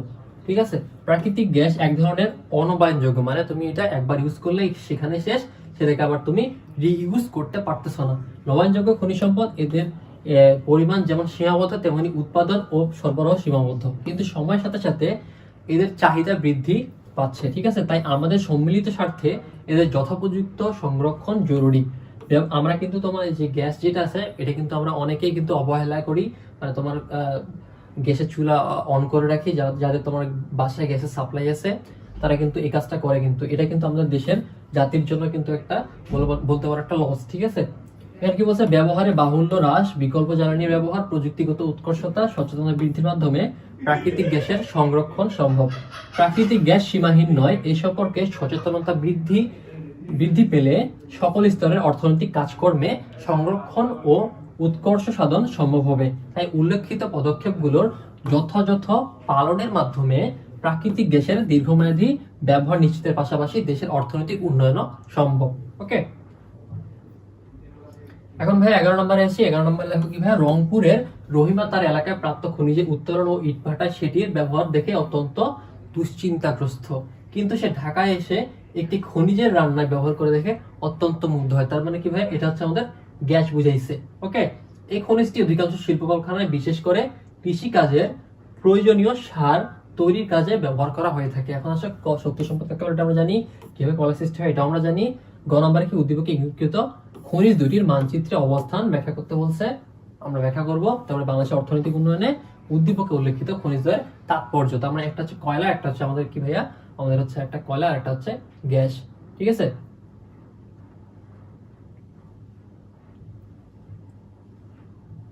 এখানে দেখো উদ্দীপকে তোমার যে দুটি খনিজের কথা বলা হয়েছে তা হচ্ছে কি ভাই, আমাদের কয়লা আর একটা অন্যটি হচ্ছে আমাদের গ্যাস। উল্লেখিত খনিজ দুটি বাংলাদেশের সব স্থানে পাওয়া যায় না। যেসব স্থানে কয়লা ও প্রাকৃতিক গ্যাস পাওয়া যায় তা বাংলাদেশের মানচিত্রে উপস্থাপন করা হলো। দেখো ভাইয়া, এখানে তোমার বাংলাদেশের মানচিত্রে সবকিছু একবার দেখা দিচ্ছে, এই জায়গায় তোমার বেশি গ্যাস পাওয়া যায়, এই জায়গায় আমাদের কয়লা পাওয়া যায়, এবং সবকিছু তোমার ইন্ডিকেট করে দেওয়া আছে। তোমরা এই চিত্রটা ভালো মতো আয়ত্ত করবা এবং বাসায় প্র্যাকটিস করবা, এবং তোমার এই পুরোপুরি যাতে তোমার সঠিক হয় সেটা রাখার ট্রাই করবো। ঠিক আছে, এরপরে আসো ভাইয়া ঘ নম্বরে দেখো, বাংলাদেশের অর্থনীতিতে উদ্দীপকে বর্ণিত যে দুটি খনিজের কথা বলা হয়েছে, আমরা একটা কি দেখলাম, একটা হচ্ছে কয়লা, একটা হচ্ছে আমাদের গ্যাস। ব্যবহারের দিক থেকে বিবেচনা যার গুরুত্ব হচ্ছে অপরিসীম। কয়লা জ্বালানি হিসেবে, গ্যাসের ও লাকড়ির পরিপূরক হিসেবে আমাদের কি হচ্ছে ভাইয়া ব্যবহৃত হতে পারে। বর্তমানে বড় প্রক্রিয়া থেকে আমাদের কি হচ্ছে ভাইয়া, কয়লা উৎপন্ন হচ্ছে। 65% বড় প্রক্রিয়া তাপ বিদ্যুৎ কেন্দ্রে উৎপাদনে ব্যবহৃত হচ্ছে। ঠিক আছে, অবশিষ্ট 35% কয়লা ব্যবহৃত হচ্ছে ইটভাটা, কলকারখানা সহ অন্যান্য খাতে ব্যবহারের মাধ্যমে। বনজ সম্পদ রক্ষায় কয়লা গুরুত্বপূর্ণ ভূমিকা পালন করছে। সরাসরি কাঠ বা লাকড়ি পড়ালে পরিবেশে দূষণ হয়, কয়লা ব্যবহারে সেই দূষণ হয় না। ঠিক আছে, এছাড়া রাস্তা নির্মাণে কয়লা পুড়িয়ে তাপ উৎপাদন করে পিচ ঢালাইয়ে কয়লা কিন্তু ব্যবহার করা হয়। অন্যদিকে কলকারখানায় কাঁচামাল হিসেবে আমাদের প্রাকৃতিক গ্যাস ব্যবহার করা হচ্ছে। ফেঞ্চুগঞ্জের সার কারখানায় ও ছাতকের সিমেন্ট কারখানায় কি হচ্ছে ভাইয়া, হরিপুরের প্রাকৃতিক গ্যাস ব্যবহার করা হয়। ঘোড়াশালের সার কারখানায় আমাদের এখানে তিতাস গ্যাস ব্যবহার করতেছে, এটা আমরা পড়ছি। কীটনাশক, ঔষধ, রাবার, প্লাস্টিক, কৃত্রিম তন্তু প্রভৃতি তৈরির জন্য প্রাকৃতিক গ্যাস ব্যবহার করা হচ্ছে। কয়েকটি বিদ্যুৎ কেন্দ্রে ফার্নেস তেলের পরিবর্তে প্রাকৃতিক গ্যাস ব্যবহার করা হয়। এছাড়া গৃহস্থালী ও বাণিজ্যিক কাজেও আমরা প্রাকৃতিক গ্যাস ইউজ করতেছি। সুতরাং বলা যায় কৃষি উন্নয়ন, বৈদেশিক মুদ্রার ব্যয় হ্রাস, সরকারি আয়ের উৎস, কর্মসংস্থান সৃষ্টি প্রভৃতি ক্ষেত্রে কয়লা ও প্রাকৃতিক গ্যাসের যথেষ্ট অবদান রাখছে। ওকে, এখন ভাইয়া 12 নম্বরে আসি। 12 নম্বরে দেখো কি বলছে, একটি দেশের অর্থনৈতিক উন্নয়নে খনিজ সম্পদের গুরুত্বপূর্ণ ভূমিকা পালন করতেছে। বাংলাদেশের কিছু শক্তি সম্পদ এদেশের অর্থনীতিতে এক অনবদ্য ভূমিকা রাখছে। বাংলাদেশ, ক নম্বর দেখো, বাংলাদেশের সর্ববৃহৎ গ্যাস ক্ষেত্রটির নাম কি। নম্বর কি বলছে, সৌদি আরবের তেল ক্ষেত্র বলয়ের নামসমূহ উল্লেখ করো, সেটা আমরা আসতেছি। গ নম্বরে বাংলাদেশের প্রেক্ষাপটে উদ্দীপকের শেষোক্ত যে কোনো একটি সম্পদের অবস্থান বর্ণনা করো। ঠিক আছে, এখানে কি বলছে, অর্থনৈতিক উন্নয়ন খনিজ সম্পদ অনেক গুরুত্বপূর্ণ ভূমিকা পালন করে। বাংলাদেশের কিছু শক্তি সম্পদ এদেশের অর্থনীতিতে এক অনবদ্য ভূমিকা পালন করছে। সেটা আমরা আসতেছি। বাংলাদেশের প্রেক্ষাপটে উদ্দীপকের শেষোক্ত যে কোনো একটি গুরুত্বপূর্ণ সম্পদের অর্থনৈতিক গুরুত্ব আলোচনা করো। আমরা সলভে চলে যাচ্ছি। ক নম্বরে দেখো ভাই, বাংলাদেশ সর্ববৃহৎ গ্যাস ক্ষেত্র কি ভাই, আমাদের তিতাস গ্যাস ক্ষেত্র, এটা কিন্তু মনে রাখবা। ওকে, খ নম্বরে দেখো, তেল উৎপাদনে সৌদি আরবের অবস্থান কি হচ্ছে ভাইয়া, দ্বিতীয়। ওকে, সৌদি আরবের তেল বলয় বা তেল ক্ষেত্রগুলো হলো কি ভাইয়া, হাসা, বারগান, তারপর হচ্ছে দাহরান, তারপর হচ্ছে কুয়াতিক, দাম্মাম, আবকাইক, তারপর হচ্ছে হুফু, সালোয়া ইত্যাদি অঞ্চল। ঠিক আছে, খনিজ তেল রপ্তানিতে সৌদি আরব বিশ্বে প্রথম। ওকে, এখন আমরা গ নম্বরে আসি। গ নম্বরে দেখো ভাইয়া, গ নম্বরে কি উদ্দীপকে উল্লেখিত শেষোক্ত শক্তি সম্পদের কথা বলা হয়েছে। এই শক্তি সম্পদ কি হবে, কি কি আমাদের কাছে ভাই প্রেক্ষাপটে শক্তি সম্পদগুলো হলো আমাদের বাংলাদেশের প্রেক্ষাপটে কয়লা, খনিজ তেল, প্রাকৃতিক গ্যাস, জলবিদ্যুৎ। নিচে এদের মধ্যে কয়লার অবস্থান বর্ণনা করা হলো। বাংলাদেশে উৎকৃষ্ট মানের কোনো কয়লা নাই। বর্তমানে বাংলাদেশের 5টি স্থানে লিগনাইট ও বিটুমিনাস শ্রেণীর কয়লা পাওয়া যায়। ঠিক আছে, কয়লা ক্ষেত্র এর অবস্থান হলো 1989 থেকে 90 সালে রংপুর জেলায় খালাসপীর কয়লা ক্ষেত্র আবিষ্কৃত হয়। এই খনি 12.56 বর্গ কিলোমিটার বিস্তৃত এবং মজুদ আছে 68,50,00,000 মেট্রিক টন। ওকে, আর দিনাজপুরের বড় প্রক্রিয়া কি ভাইয়া, খনি আবিষ্কৃত হয়, এটি আবিষ্কৃত হয় 1986 থেকে 87 সালের দিকে। ঠিক আছে, এই খনিতে কয়লা মজুদ আছে প্রায় 38,90,00,000 মেট্রিক টন। এই খনির বিস্তৃত 5.25 বর্গ কিলোমিটার। বর্তমানে চীনা কারিগরি সহায়তায় দৈনিক প্রায় 500 টন কয়লা উৎপাদন করা হচ্ছে। ঠিক আছে, এখন দেখো 1962 সালে জয়পুরহাট জেলার জামালগঞ্জে আবিষ্কৃত হয়। এখানে 105,30,00,000 মেট্রিক টন সঞ্চিত আছে। এর বিস্তৃতি হচ্ছে 11.66 বর্গ কিলোমিটার। ওকে, তারপর দেখো 1994 থেকে 95 সালে দিনাজপুর জেলার দিঘিপাড়া কয়লা ক্ষেত্র আবিষ্কার হয়। এছাড়া দিনাজপুর জেলার ফুলবাড়িতে 1997 সালে আরো একটি কয়লার ক্ষেত্র আবিষ্কার করা হয়। এছাড়া গোপালগঞ্জ, মাদারীপুর, খুলনা, সিলেট, সুনামগঞ্জ, মৌলভীবাজার, ময়মনসিংহ জেলার পিট কয়লা সন্ধান পাওয়া গেছে। বাংলাদেশের কয়লা অন্যতম একটি হচ্ছে ভাইয়া আমাদের শক্তি সম্পদ। ঘ নম্বরে দেখো ভাই, ঘ নম্বরে কি চাইছিল আমাদের উদ্দীপকে বাংলাদেশের শক্তি সম্পদের কথা বলা হয়েছে। শক্তি সম্পদগুলো হচ্ছে কয়লা, প্রাকৃতিক গ্যাস, জলবিদ্যুৎ। ঠিক আছে, এদের মধ্যে প্রাকৃতিক গ্যাসের অর্থনৈতিক গুরুত্ব আমরা আলোচনা করতেছি এখানে। তুমি চাইলে তুমি কয়লা দিতে পারো অথবা জলবিদ্যুৎ দিতে পারো, তোমার ইচ্ছা। বাংলাদেশ খনিজ সম্পদে সমৃদ্ধ না হলেও প্রাকৃতিক গ্যাসের ভান্ডার রয়েছে এবং এই প্রাকৃতিক গ্যাসের প্রাপ্যতার উপর ভিত্তি করে এই দেশে অনেক শিল্প কলকারখানা পরিচালিত হয়, ফলে সরকারের রাজস্ব বৃদ্ধি পায়। আচ্ছা, এটা আমরা কিন্তু দেখছি। ঠিক আছে, এটা কিন্তু আমরা সলভ করছি। দেখো ভাই, এখানে বাংলাদেশের তাপবিদ্যুৎ কেন্দ্রগুলোতে প্রাকৃতিক গ্যাস এখানে উৎপাদন করা হচ্ছে। এটি আমাদের শিল্প উন্নয়ন প্রাথমিক জীবনে ভূমিকা পালন করতেছে।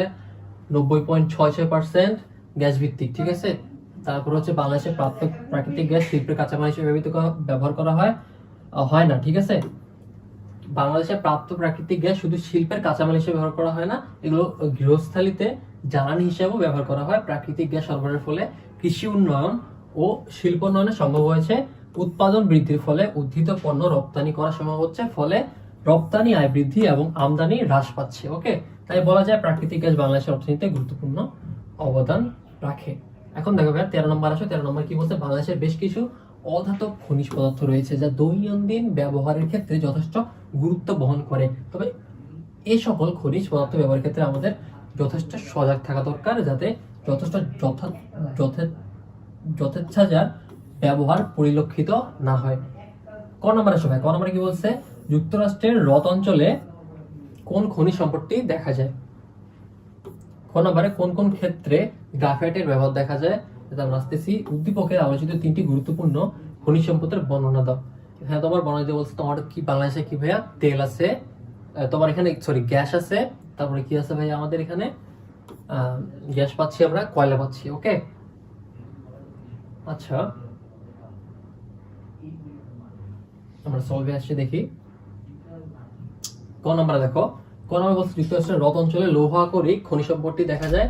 আর খ নম্বরে কি, গ্রাফাইট হলো এক ধরনের ধূসর ও কালো অধাতব বর্ণের অধাতব কি হচ্ছে খনিজ পদার্থ। গ্রাফাইটের ব্যবহার হলো একটি ভাইয়া আমাদের পেন্সিলের শীষ তৈরিতে ব্যবহার করা হচ্ছে।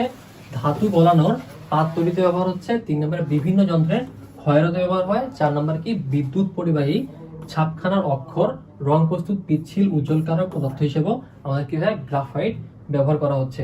গ নম্বর প্রশ্ন দেখো ভাই, গ নম্বরে কি চাইছিল, আমরা বলছি উদ্দীপকে আলোচিত 3টি গুরুত্বপূর্ণ খনিজ সম্পদের বর্ণনা দাও। বাংলাদেশে কি কি আছে ভাইয়া, বাংলাদেশে আছে আমাদের একটা হচ্ছে গ্যাস, একটা হচ্ছে কয়লা, আর একটা কি আছে ভাই আমাদের পানি, বিদ্যুৎ, তোমার পানি এখান থেকে আমরা বিদ্যুৎ উৎপন্ন করি, ঠিক আছে। আর ঘ নম্বরের কোশ্চেনে বলছিল আমাদের উদ্দীপকের শেষোক্ত বিষয়ের ক্ষেত্রে কিভাবে সচেতনতাবোধ বৃদ্ধি করা যায় তা আলোচনা করো। ওকে, আমরা আসতেছি গ নম্বরে। দেখো এখানে কি বলছে ভাই, উদ্দীপকে আলোচিত খনিজ সম্পদ হলো অধাতব। যেহেতু তোমার ভাই এখানে অধাতব বলছে, তোমার এখানে তুমি ইউজ করতে পারবা না আমাদের যে তোমার গ্যাস আছে, তারপরে হচ্ছে তোমার পানি যে বিদ্যুৎ ক্ষেত্রটা আছে সেটা, এবং হচ্ছে আমাদের যেই তোমার কয়লা আছে সেটা ইউজ করবো না। এখানে কি কি দেখাচ্ছে ভাই, যেহেতু আমাদের এখানে বলছে আলোচিত খনিজ সম্পদ হলো অধাতব খনিজ, তাহলে আমাদের কি কি খেলা পাচ্ছি ভাইয়া, চুনা পাথর পাচ্ছি, চীনামাটি, খনিজ বালু বর্ণনা করা হবে, ঠিক আছে। বাংলাদেশের বিভিন্ন অঞ্চলে প্রচুর পরিমাণ চুনাপাথর পাওয়া যায়, যেমন সুনামগঞ্জের টাকেরঘাটে লালঘাট ও বাগলিবাজার, সিলেটে জাফলং, জকিগঞ্জ, চরগা, ভাঙ্গারঘাট, চট্টগ্রামের সীতাকুণ্ড, কক্সবাজারের সেন্ট মার্টিন দ্বীপ ইত্যাদি। চুনাপাথর গ্লাস, সিমেন্ট, সাবান, কাগজ, ব্লিচিং পাউডার প্রভৃতি তৈরিতে ব্যবহার করা হচ্ছে। এছাড়াও গৃহ নির্মাণ, রং তৈরি ও ক্যালসিয়াম কার্বাইড তৈরি চুন পাথর হিসেবে ব্যবহার করা হয়, ঠিক আছে। এরপর আসি বাংলাদেশের দিনাজপুর, নওগাঁ, বৃহত্তর ময়মনসিংহ জেলায় চীনামাটি পাওয়া যায়। চীনামাটি তৈজসপত্র, বাসনপত্র, কাগজ, বৈদ্যুতিক, ইনসুলেটর, স্যানিটারি জিনিসপত্রে প্রভৃতি নির্মাণে ব্যবহার করা হয়। বাংলাদেশের সবচেয়ে বেশি চীনামাটি নেত্রকোনা জেলার বিজয়পুরে, এছাড়াও চট্টগ্রামের হবিগঞ্জে চীনামাটি পাওয়া যায়, ঠিক আছে। পটুয়াখালী, ভোলা, কক্সবাজার জেলার টেকনাফ ও মহেশখালী সমুদ্র উপকূলীয় এলাকায় খনিজ বালু, ভারী মানিকের সন্ধান পাওয়া গেছে। খনিজ বালুর মধ্যে মোনাজাইট, জিরকন, ইলমেটাইট, আর কি আছে ভাইয়া ম্যাগনেটাইট ইত্যাদি। তাই বলা যায় বাংলাদেশের বৈচিত্র্যময় ভূপ্রকৃতির বিভিন্ন অঞ্চলে ভৌগোলিক ভিন্নতার জন্য ভিন্ন ভিন্ন খনিজ সম্পদ পাওয়া যায়। ওকে, ঘ নম্বর এসে ভাইয়া, উদ্দীপকের শেষোক্ত আলোচ্য বিষয় ছিল খনিজ সম্পদ ব্যবহারের সচেতনতা বৃদ্ধি করা। নিম্নে সচেতনতা বৃদ্ধির উপায় আলোচনা করা হলো কিভাবে আমরা সচেতন হতে পারি, ঠিক আছে। খনিজ সম্পদের অপচয় নিবারণ করা সম্পর্কে জনগণের মধ্যে জ্ঞান তৈরি করতে হবে। তারপর হচ্ছে ক্ষয়িষ্ঠ সম্পদের ব্যবহার, এখানে পয়েন্ট আকারে দিলে আরো বেটার হয়, ঠিক আছে। ক্ষয়িষ্ঠ সম্পদের ব্যবহার হ্রাস করে প্রবহমান সম্পদ ব্যবহারের সচেতনতা বৃদ্ধি করতে হবে। অপেক্ষাকৃত বিরল সম্পদের পরিবর্তে অগ্রাধিকার ভিত্তিতে অধিক প্রাপ্ত সম্পদ আগে ব্যবহার করতে জনগণকে উৎসাহিত করা। সম্পদ উৎপাদন ও ব্যবহারের সময় অপচয় বন্ধ করা সম্পর্কে জনগণের মধ্যে জ্ঞান দান করা, যাতে খনিজ সম্পদ সংরক্ষণ করা হয়। খনিজের সরাসরি ব্যবহার না করে প্রযুক্তিগত সাহায্য নিয়ে কোনো বস্তুর ব্যবহার তার উৎকর্ষ সাধনে ও সংরক্ষণে সহায়তা সম্পর্কে মানুষের মধ্যে সচেতনতা বৃদ্ধি করা। এরপরে কি ভাই, সম্পদের পুনর্ব্যবহার সম্পর্কে মানুষের মধ্যে জ্ঞান দান করা।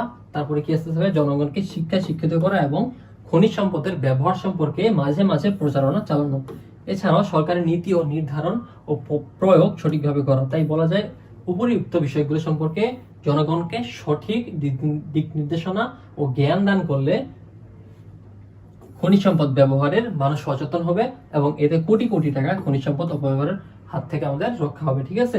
স্বাভাবিকভাবে বাংলাদেশের অর্থনীতি আরো কি হবে, উন্নতি হবে। ওকে, 14 নম্বর আসি ভাই। 14 নম্বর কি বলছে, মামার বাড়িতে বেড়াতে সীমিত দেখলো তার মামি গ্যাসের চুলে রান্না করে শেষে কাপড় শুকাচ্ছেন। দেখো এখানে কিন্তু একটা মিসইউজ হচ্ছে, ঠিক আছে। কখনো কখনো এমনি চুলা জ্বালিয়ে রাখেন মৃত তার মামিকে জ্বালানি সম্পদের গুরুত্ব বোঝানোর চেষ্টা করে, বলে এই সম্পদ সীমিত, সবাই যদি সচেতন না হয় তাহলে এই সম্পদের দ্রুত নিঃশেষ হয়ে যাবে এবং দেশে জ্বালানি সংকট দেখা দেবে। এখানে কি ভাই, গ্যাসে হয়েছে তরল সংরক্ষণ আমরা জানি, গ্রাফাইটের বৈশিষ্ট্য এটা আমরা জানি। মৃত্যুর অপচয় হওয়া সম্পদটি দীর্ঘমেয়াদী ব্যবহারের জন্য কি কি পদক্ষেপ গ্রহণ করা যায় সেটা আমরা আসতেছি। তারপরে বাংলাদেশের প্রেক্ষাপটে উক্ত খনিজের অর্থনৈতিক গুরুত্ব এটা কিন্তু আমরা দেখছি, ঠিক আছে। গণমারাস ভাই, তোমার কি ছিল, মৃত্যুর দেখা সম্পদটি আমাদের প্রাকৃতিক গ্যাস। এই গ্যাস বাংলাদেশের একটি মূল্যবান খনিজ শক্তি সম্পদ বা বিভিন্ন কাজে ব্যবহার হয়, ঠিক আছে। কিন্তু এই সম্পদটির ব্যাপক অপব্যবহার হচ্ছে। এভাবে চলতে থাকলে এক সময় গ্যাস ফুরিয়ে যাবে, তাই সময় থাকতে আমাদের গ্যাস ব্যবহারে সচেতন হইতে হবে, ঠিক আছে। নিচে প্রাকৃতিক গ্যাসের দীর্ঘমেয়াদী ব্যবহার নিশ্চিত করার জন্য প্রয়োজনীয় পদক্ষেপগুলো আলোচনা করা হলো। গ্যাস উত্তোলনের সময় সর্বোচ্চ সাবধানতা অবলম্বন করতে হবে। তারপর কোনো যান্ত্রিক ফাঁক দিয়ে গ্যাস না বের হয় সেটা দেখতে হবে। গ্যাস উত্তোলনের ক্ষেত্রে পরিবেশ আইনের নীতিমালা মেনে চলতে হবে, নীতিমালা বহির্ভূত হবে, গ্যাস উত্তোলন করলে শাস্তির আওতায় আনতে হবে। তারপরে পয়েন্টটা কি, সর্বোচ্চ নিরাপত্তা বিধান করতে হবে। তারপরে দক্ষ ও অভিজ্ঞ শ্রমিক দ্বারা কার্য পরিচালনা করতে হবে, যথাযথ বিজ্ঞানসম্মত উপায়ে গ্যাস উত্তোলন করতে হবে। এটা কিন্তু আমরা এর আগে ভাইয়া পড়ে আসছি, ঠিক আছে। তারপরে তোমার প্রশিক্ষণ কৌশল আবিষ্কার করতে হবে। পরিশেষে বলা যায় বাংলাদেশের প্রাকৃতিক গ্যাস একটি অনবয়নযোগ্য প্রাকৃতিক সম্পদ, এটি উত্তোলনের সময় খেয়াল রাখতে হবে যাতে তোমার সর্বনিম্ন অপচয়ের মাধ্যমে সর্বোচ্চ আমাদের পরিবেশ সংরক্ষিত হয়, ঠিক আছে। ঘ নম্বর আসবে, দেখো ঘ নম্বরে কি, উদ্দীপকে উল্লেখিত খনিজগুলো হবে আমাদের প্রাকৃতিক গ্যাস। নিচে বাংলাদেশের অর্থনীতিতে প্রাকৃতিক গ্যাসের গুরুত্ব ব্যাখ্যা করা হয়েছে। কি বলছে এখানে বাংলাদেশ, আচ্ছা এটা কিন্তু আমরা পড়ছি ভাইয়া, ঠিক আছে, এটা আমরা আর রিপিট করতেছি না। এরপরে 15 নম্বর আসবে, 15 নম্বরে দেখো এখানে কি বলছে, এ বি সি বিমান চালনায় ব্যবহার করা হয়, বি হচ্ছে যন্ত্রপাতি নির্মাণে ব্যবহার করা হয়, সি হচ্ছে সার উৎপাদনে ব্যবহার করা হয়। বিমান চালনায় কি ব্যবহার হয় ভাই, আমাদের এখানে কেরোসিন কিন্তু ইউজ করা হয়, ঠিক আছে, মানে তোমার এখানে তোমার তেল সম্পদ যেটা আছে, তেল খনিজ তেল সেটা। আর যন্ত্রপাতি নির্মাণে কি ব্যবহার করা হয় ভাইয়া, আমাদের এখানে লৌহ সম্পদটা কাজে আসে, ঠিক আছে। 3 নম্বরে সার উৎপাদনে কি ভাইয়া, আমাদের গ্যাস কাজে লাগে। এখন আসো ওপিইসি, ওপেক এর পূর্ণরূপ কি, কয়লা কিভাবে গঠিত হয় এটা আমরা দেখছি। তারপরে হচ্ছে গ নম্বরে বি খনিজে সম্পদটির শীর্ষ উৎপাদনকারী দেশসমূহ অঞ্চল ব্যাখ্যা করো। বি হচ্ছে কি ভাইয়া, আমাদের লৌহ আকরিক, ঠিক আছে, যন্ত্রপাতি নির্মাণে ব্যবহার করা হয়। তারপরে উদ্দীপকের কোন খনিজ সম্পদ সৌদি আরবে সবচেয়ে বেশি পাওয়া যায়, সৌদি আরবে সবচেয়ে বেশি আমাদের তেল পাওয়া যায়, ঠিক আছে, সেটা আমরা দেখবো। ক নম্বরে কি ভাইয়া, দেখো ওপেক এর পূর্ণরূপ হচ্ছে organisation of petroleum exporting countries, ঠিক আছে। বিশেষ ধানের উদ্ভিদের দেহাবশেষ মাটির নিচে চাপা পড়ে, আচ্ছা বিশেষ ধরনের উদ্ভিদের, আচ্ছা বিশেষ ধরনের হবে এটা, এখন ধারণা লিখছে, উদ্ভিদের দেহাবশেষ মাটির নিচে পড়ে প্রচন্ড চাপ ও তাপের ফলে যে শিলাস্তরে পরিণত হয় তাকে কয়লা বলা হয়। উদ্ভিদ ও প্রাণীর দেহাবশেষ থেকে কয়লা সৃষ্টি হয়। উদ্ভিদের কাণ্ড, গুড়ি, শাখা প্রশাখা, পাতা সবকিছু ভূ অভ্যন্তরের তাপ, চাপ ও রাসায়নিক প্রক্রিয়ায় পরিবর্তিত হয়ে কয়লায় পরিণত হয়, ঠিক আছে। এখন গ নম্বরে আসি, গ নম্বরে কি ভাইয়া, উদ্দীপকে বি খনিজটি হচ্ছে আমাদের লৌহ, যা আমাদের যন্ত্রপাতি নির্মাণে ব্যবহার করা হচ্ছে। যে লৌহ আকরিকের শীর্ষ উৎপাদনকারী দেশসমূহের উৎপাদন অঞ্চল ব্যাখ্যা করা হলো। অস্ট্রেলিয়া লৌহ আকরিক উত্তোলনে পৃথিবীর শীর্ষ দেশ, ঠিক আছে, অস্ট্রেলিয়ার নিউ সাউথ ওয়েলস এর আয়রন মোনার্ক, ঠিক আছে, এবং দক্ষিণ অস্ট্রেলিয়ার আয়রন নব লৌহ আকরিক উত্তোলনের জন্য প্রসিদ্ধ। তারপরে কি ব্রাজিলের বিশ্ব লৌহ আকরিক উৎপাদনে দ্বিতীয় অবস্থান করতেছে, ঠিক আছে। তারপরে বর্তমানে দেশটির মটোগ্রাসো, বিলেহরি, জেমেটি, বাহিয়া, কোরাম্বা, মিনাস জেরিস এবং হচ্ছে পেট্রোলিনা প্রভৃতির প্রধান লৌহ উৎপাদনকারী অঞ্চল। কয়লার অভাবে এদেশে ইস্পাত শিল্পের উন্নতি হয়নি, ওকে। এখন দেখো চীন লৌহ আকরিককে উত্তোলনে বিশ্বে 3য় স্থানের অধিকারী। দেশটির প্রধান খনি মাঞ্চুরিয়ায় মুকুদনে অবস্থিত, ঠিক আছে। এছাড়া শালটুং, ইয়াংসিকিয়াং অববাহিকা, হোনান, হোপাই, শানসি প্রভৃতি অঞ্চলেও প্রচুর পরিমাণে কি ভাইয়া, লৌহ আকরিক উৎপাদন করা হয়ে থাকে। হোপাই প্রদেশের তায়ে ও লায়নিং প্রদেশের আনসান লৌহ খনিজের জন্য প্রসিদ্ধ। আচ্ছা হ্যাঁ, এখন দেখো ভাইয়া ভারতে লৌহ আকরিক, দেখো ভারতে কি বলছে, ভারতে লৌহ আকরিক বিশ্বের 4র্থ স্থান অধিকার করতেছে।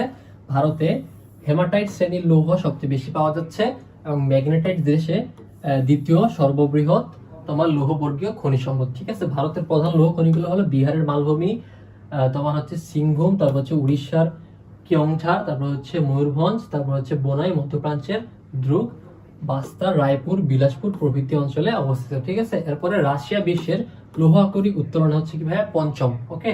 এ দেশ ইউরোপীয় অংশে ইউরাল ও মস্কো টুলা অঞ্চলে লৌহ আকরিক উৎপাদনের জন্য প্রসিদ্ধ। ইউরাল পার্বত্য অঞ্চলের তোমার ম্যাগনিটোগরস্ক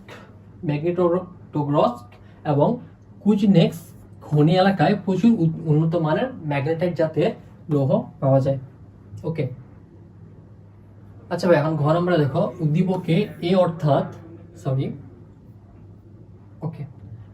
ঘ নম্বরে দেখো উদ্দীপকে এ অর্থাৎ খনিজ তেলে সৌদি আরবে সবচেয়ে বেশি পাওয়া যায়। বিমান চালনায় ব্যবহার করা হয়, আমাদের বিমান চালনা যেটা বললাম। নিচে খনিজ তেল এর বন্টন সম্পর্কে আলোচনা করা হলো। আধুনিক যুগে খনিজ তেল একটি অতীব প্রয়োজনীয় সামগ্রী, ঠিক আছে। শক্তি, আলো, তাপ উৎপাদনের জন্য তেল অত্যন্ত প্রয়োজনীয়। খনিজ তেল পরিশোধিত করে কি হচ্ছে ভাইয়া, গ্যাসোলিন, ডিজেল, কেরোসিন, পিচ্ছিলকারক তেল, তোমার লুব্রিকেন্ট যেটা বলা হচ্ছে প্যারাফিন প্রভৃতি পাওয়া যায়। রেলগাড়ি, মোটর গাড়ি, জাহাজ, বিমান ইত্যাদি চালাতে পেট্রোল ও ডিজেল ব্যবহার করা হয়ে থাকে। সাধারণভাবে ভূগর্ভস্থ বিভিন্ন শিলাস্তর থেকে উত্তোলিত তেলকে খনিজ তেল বা পেট্রোলিয়াম বলা হয়। এটা এক প্রকার খনিজ পদার্থ, ঠিক আছে। বিভিন্ন প্রকার উদ্ভিদ ও প্রাণীর দেহাবশেষ পাললিক শিলাস্তরে চাপে পড়ে দীর্ঘদিনের রাসায়নিক প্রক্রিয়ায় তেল ও বা পেট্রোলিয়াম জাতীয় পদার্থের সৃষ্টি হয়। পৃথিবীর প্রধান কয়েকটি দেশের খনিজ তেল উৎপাদনকারী দেশের তালিকা এখানে দেওয়া আছে। যুক্তরাষ্ট্র, সৌদি আরব, রাশিয়া, কানাডা, ইরাক, তারপরে কি চীন, আরব আমিরাত, ইরান, ব্রাজিল আর কুয়েত, ঠিক আছে।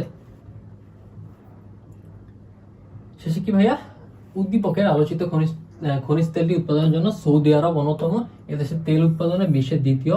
সৌদি আরবের তেল ক্ষেত্রগুলোর মধ্যে 14টি প্রধান, এর মধ্যে ঘাওয়ার, অববাহিক, সাফানিয়া, বেরি অঞ্চল অন্যতম। এদের অর্থনীতিও তেল নির্ভর, ঠিক আছে। আচ্ছা, ওকে, আজকে ছিল এই পর্যন্তই। সবাইকে ধন্যবাদ। আসসালামু আলাইকুম।